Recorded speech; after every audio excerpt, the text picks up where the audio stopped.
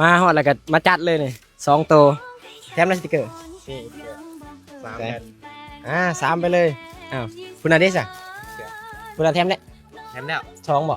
แถมอีกนึง เป็นไง มาแถมสติกเกอร์เลย3แผ่นเนาะมาซื้อเป็นอันยังคนแรกให้โหบอ่ะ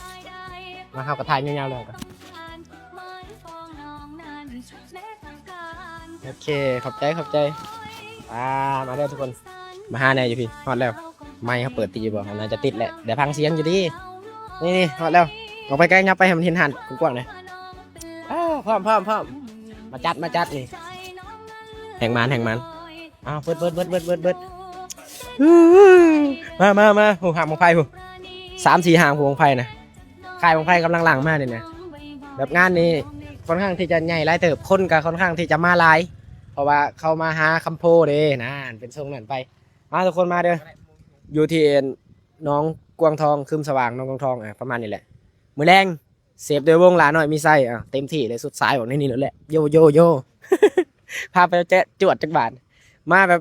อันนี้สิเป็นงานสุดท้ายเลยเนาะงานสุดท้ายของ2 คอนเลยบุญของไฟแล้วก็บ่แน่ใจว่ามือไรสิได้ขึ้นมาอีกเด้อก็จบอยู่งานนี้มาหาอยู่งานนี้แล้วก็จบเลยได้สิบ่ได้มาอีกแล้วได้